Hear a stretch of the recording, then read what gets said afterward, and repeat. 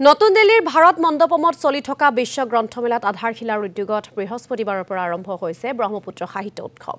তিনিদিনীয়াকৈ চলিবলগীয়া এই সাহিত্য উৎসৱত ৪১ গৰাকী সাহিত্যিক উপস্থিত থাকিব আৰু এই অনুষ্ঠানৰ অংশ হিচাপে অসম সাহিত্য সভাৰ দিল্লী শাখাৰ সহযোগত দিল্লীত সাহিত্য চৰ্চা কৰি থকা লেখক লেখিকাৰ সদ্য প্ৰকাশিত ১০খনকৈ গ্ৰন্থ উন্মোচন কৰা হয়।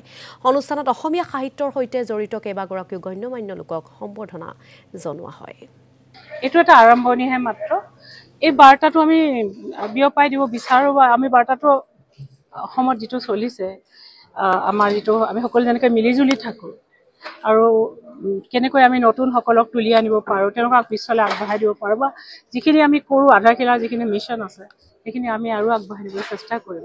আৰু এইবাৰ খুব ভাল লাগিছে যে নিজাকৈ আমি ব্ৰহ্মপুত্ৰ সাহিত্য উৎসৱৰ আয়োজন কৰিব পাৰিছোঁ। এইবাৰ এইটো আশা কৰিছোঁ ইয়াক আমি আৰু ভালকৈ আগলৈ আমি আৰু ভালকৈ কৰিম।